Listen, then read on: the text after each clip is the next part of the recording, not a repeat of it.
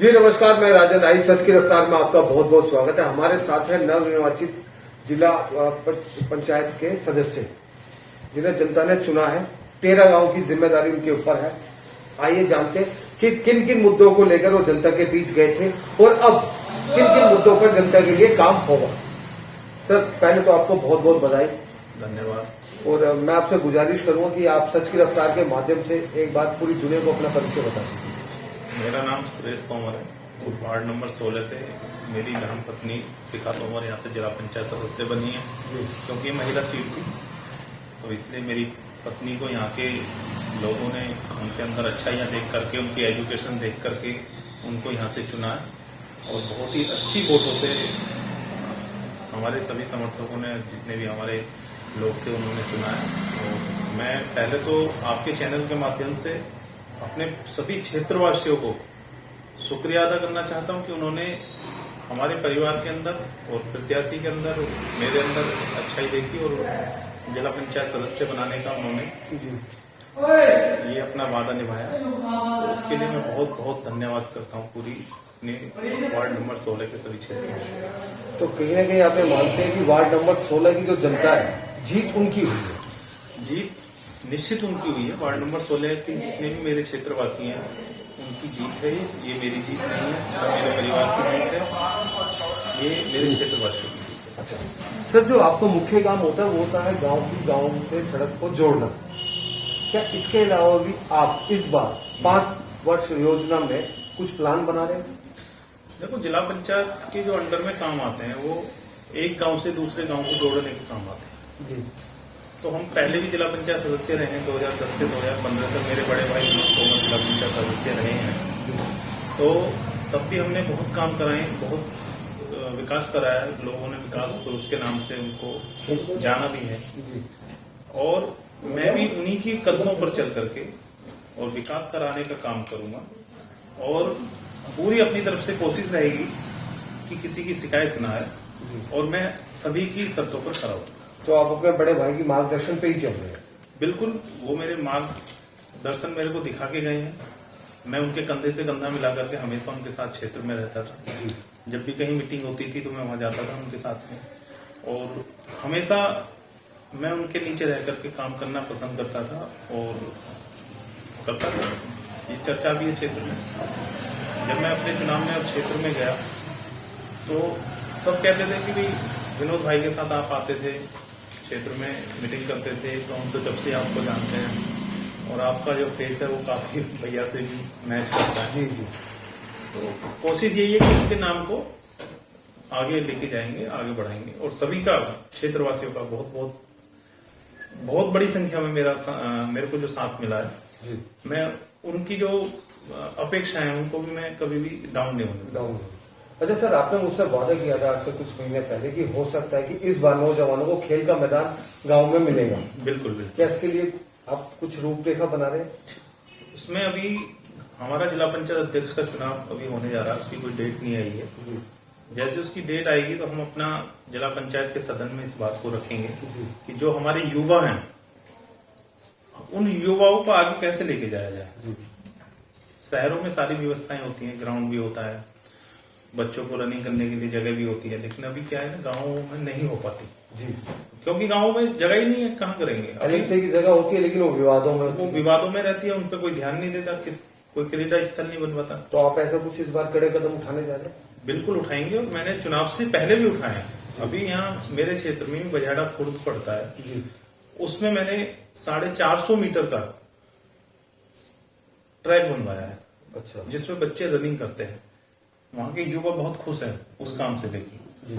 उसके बाद एक मेरे क्षेत्र में 16 नंबर वार्ड में हिंडालपुर गांव पड़ता है, उसमें मैंने 400 मीटर का ट्रैक बनवाया है जिसमें बच्चे रनिंग करते हैं और अपनी आर्मी की, पुलिस की वो सब तैयारियां करते हैं।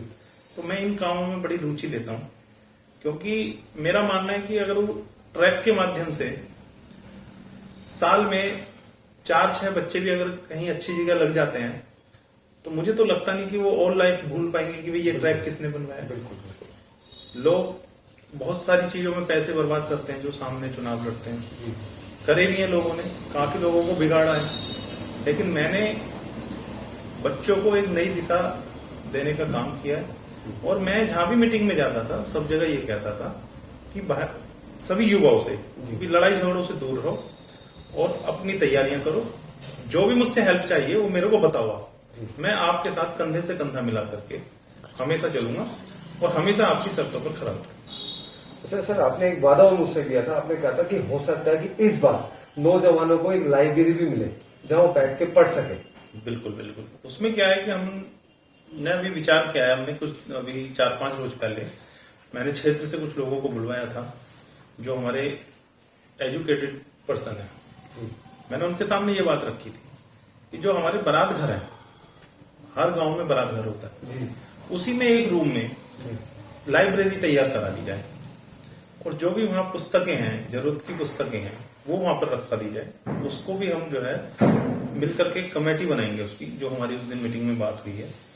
और मीटिंग करके जो भी उसका खर्चा आएगा वो हम सब लोग उसको कलेक्ट करेंगे और उसको लाइब्रेरी को बनवाने का हर गांव में प्रयास करेंगे। अच्छा, आप वो भी कदम उठाने जा रहे हैं जो मतलब हर जिला पंचायत सदस्य नहीं उठाता। वो एक जिम्मेदारी लेता है कि मेरा काम है सड़क से सड़क की योजना को जोड़ना, लेकिन आप चाहते हैं कि हर गांव में डेवलपमेंट हो। बिल्कुल। देखो, आपको किसी उम्मीद से लोगों ने चुना है और आप उनकी शर्तों पर खरे नहीं उतरोगे तो उनको बुरा लगेगा। मैं जिला पंचायत सदस्य यहाँ से बन गया, उन लोगों की कुछ मुझसे उम्मीदें होंगी, तो मेरी ये कोशिश रहेगी कि मैं उनके साथ कदम से कदम मिला करके, कंधे से कंधा मिला करके चलने का काम करूं और जहां भी मेरी आवश्यकता उनको पड़े तो मैं उनके साथ वहां खड़ा रहूं। और शिक्षा को भी आप काफी प्राथमिकता देंगे? बिल्कुल, शिक्षा को भी प्राथमिकता दी जाएगी क्योंकि मेरी जो वाइफ है वो वेल एजुकेटेड है, आपने पहले भी देखा है, क्योंकि उन्होंने M.Com किया, M.Com में अपना कॉलेज टॉप किया था, फिर MSc करा, उसके बाद MSc में कॉलेज टॉप किया, B.Ed किया, B.Ed में कॉलेज टॉप किया उन्होंने, C.Tet किया, UP.Tet किया और काफी तैयारियां की। अभी भी LLB वो कर रही है, अगली साल उनकी LLB भी कंप्लीट हो रही है। तो मतलब हमेशा वो एजुकेशन में लगी रहती है। एक चीज और करेगा, नारी शक्ति को और मजबूत किया। बिल्कुल बिल्कुल। और देखो, जो पढ़े लिखे लोग हैं वो एजुकेशन को कहीं ना कहीं महत्व देते हैं, बहुत जरूरी, वहीं से जीवन की शुरुआत होती है। बिल्कुल। और जब एक हमारा एजुकेटेड जनप्रतिनिधि होगा तो उसकी सोच भी वो वाली ही होगी। बिल्कुल बिल्कुल। एक अनपढ़ में और एक पढ़े लिखे में साफ फर्क पड़ता है, जमीन और आसमान का फर्क। तो इसलिए एजुकेशन को हम प्राथमिकता देंगे। हालांकि वो जिला पंचायत के अंडर में कुछ आता नहीं है ये, लेकिन उसकी हम एक कमेटी बनाएंगे। कमेटी बना करके उसमें जो हमारे एजुकेटेड पर्सन है हम उनको जोड़ेंगे, उनको जोड़ करके उनके माध्यम से हम उसको आगे बढ़ाने का प्रयास करेंगे। जैसे कि हमारे गरीब लोग हैं, उनके पास कोई व्यवस्था नहीं होती बच्चों को पढ़ाने की, तो कहीं ना कहीं से हम उनको बच्चों को पढ़ाने का प्रयास करेंगे। जो भी हमसे होगा हम करेंगे, जो हमारे लोगों से होगा वो करेंगे। और सबसे ज्यादा जोर एजुकेशन पे दिया जाएगा। एजुकेशन पे भी दिया जाएगा, लाइब्रेरी पे दिया जाएगा और उसके साथ साथ विकास पर भी दिया जाएगा, ताकि जो मेरे भाई का नाम है वो मेरे भाई का नाम खराब ना हो और मेरे जितने भी मेरे क्षेत्र के लोग हैं उनको ये पता चल जाए कि जो पहले इन्होंने काम किया उससे कहीं ज्यादा अब इन्होंने विकास करा है। वो सारी अपेक्षा इन 5 सालों में पूरी होगी जो वो आपसे चाहते हैं। बिल्कुल होगी। अच्छा सर, कोविड-19 को लेकर आपने अपने गांव में क्या सतर्कता बनाई थी? कोविड-19 को लेकर के हमने अपने गांव में कहीं ज्यादा भीड़ को नहीं जुड़ने दिया। सबसे हमने रिक्वेस्ट की कि भैया 2 गज की दूरी बहुत जरूरी है, आप इसको गैप बना के रखें, तो उस पर बहुत ध्यान दिया गया। फिर उसके बाद सैनिटाइजर की भी व्यवस्था कराई गई। सभी प्रधानों से मैंने संपर्क किया, उनसे मैंने रिक्वेस्ट करी कि भाई सैनिटाइज सब कराएं और कराया भी। गालंद गांव में सैनिटाइज हुआ है, हमारे यहाँ पर भी। केंद्र सरकार की तरफ से कुछ मदद मिली आपको? नहीं, केंद्र सरकार की तरफ से तो देखो, जो अभी जो नए निर्वाचित अभी प्रधान यहाँ पे बने हैं, अभी तो उनके अकाउंट भी नहीं खुले, कुछ नहीं हुआ, लेकिन वो जैसे भी व्यवस्था हो रही है। मेरी DPRO साहब से भी बात हुई थी इस विषय में, तो मैं जिला पंचायत बनने के बाद में मैं गया था वहां पर, तो DPRO साहब से मैंने बोला था कि आपके अंडर में जो है सैनिटाइजर वो काम है, आपके अंडर में आता है, तो प्लीज आप उसको गांव-गांव कराइए। तो उन्होंने मेरे को बताया था कि हम सब गांवों में करा रहे हैं ब्लॉक के माध्यम से, और जो ADO पंचायत है वो इस सब काम को देख रहे हैं और हो भी रहा है, वो ग्राउंड पे भी है, हो रहा है। ऐसा नहीं है हवा में है, वो ग्राउंड पे भी है, सब जगह हो रहा है। अच्छा सर, कोविड-19 को लेकर क्या अपने गांव वासियों से कुछ मैसेज देना चाहेंगे फिर सच की रफ्तार के माध्यम से? मैसेज तो देखो मेरी तरफ से तो यही है कि भाई सब इस महामारी से बचें और 2 गज की दूरी जरूरी है, मास्क लगाना जरूरी है, मास्क लगाएं सभी भाई, सभी सैनिटाइजर यूज करें और अपना फासले से रहें। मेरा आखिरी सवाल, कल हो सकता है कि यूपी में अनलॉक की प्रक्रिया को शुरू कर दिया जाए, अभी मतलब विचार चल रहा है, क्या आपको लगता है कि उत्तर प्रदेश में अनलॉक को कर देना चाहिए या लॉकडाउन लगा रहना चाहिए? देखो ये कंडीशन है, अभी हमारी गवर्नमेंट ने जो अनलॉक की प्रक्रिया शुरू की है, जहां पर 600 मरीज से ज्यादा आ रहे हैं वहां पर अभी अनलॉक नहीं किया है जी। वो अभी लॉकडाउन ही रहेगा वहां पर। जिन जिलों में 600 पेशेंट से कम आ रहे हैं उसको अनलॉक 1 करने जा रहे हैं, कल से उसको अनलॉक कर रहे हैं जी। तो ठीक है आपकी नजर में? देखो रोजगार खत्म हो चुका है, बिल्कुल। अगर हम लॉकडाउन करके रखेंगे तो रोजगार खत्म हो जाएगा, खाने को कुछ नहीं आएगा। एक मजदूर आदमी जो सुबह को 500 रुपए कमाने के लिए काम पे जाता है, शाम को वो कमा के घर पे लाता है, जब अपने बच्चों की रोटी का पालन करता है तो वो बहुत परेशान है, बहुत ज्यादा परेशान। तो इसलिए सारी चीजों को हमें महामारी को भी देखना है, हमें उन परिवारों को भी देखना है जिनके घर पर रोटी बनने के लिए पैसे नहीं है जी। तो सारी चीजों को नजर में रखते हुए इस सरकार कदम उठा रही है। लेकिन मेरी हमारे भारत की अर्थव्यवस्था लगातार गिरती जा रही है और महंगाई बढ़ती जा रही है, अर्थव्यवस्था गिरे महंगाई बढ़ रही है, इसके बारे में आप कुछ कहना चाहेंगे? देखो अर्थव्यवस्था तो पिछले 2 साल से तो लॉकडाउन है जी। पिछले 20 मार्च से लॉकडाउन हो गया था, 22 मार्च से संडे से जी 2020 में, और जब से अब तक स्थिति सुधर नहीं रही, बिगड़ ही रही है। और पिछले वर्ष से इस वर्ष बीमारी ज्यादा बड़ी संख्या में उभर के आई है और कितनी मृत्यु हुई है, बहुत ज्यादा मृत्यु भी हुई है उसमें, तो इसलिए जो है अर्थव्यवस्था तो सुधर जाएगी, पहले आदमी बच जाए वही सबसे बड़ी अर्थव्यवस्था, समय लगेगा, सब धीरे धीरे होगा। सर सच की रफ्तार से कुछ संदेश देना चाहेंगे भारतवर्ष को? नहीं, मेरा तो देखो पूरे भारतवर्ष को मैं तो यही कहना चाहूंगा कि सब मास्क लगाएं, सैनिटाइजर यूज करें और 2 गज की दूरी जरूर रखें ताकि हम इस बीमारी से बच सकें, और सभी अपने अपने परिवारों का ध्यान रखें। जब सब अपनी अपनी जिम्मेदारी समझेंगे तभी ये बीमारी भाग पाएगी, और अगर हम लापरवाही कर देंगे कि भाई मैं ध्यान नहीं रखूंगा, राजन भाई ध्यान रखेंगे, तो बीमारी नहीं जा पाएगी। इसलिए मेरे को अपना ध्यान रखना, राजन भाई को अपना ध्यान रखना, तो आधी सारा बीमारी तो वैसे ही खत्म हो जाएगी। बिल्कुल हो जाएगी जब सब। लेकिन अक्सर लोग जिम्मेदारी से कम हाथ धोते, साबुन से कम और जिम्मेदारी से ज्यादा हाथ धोते।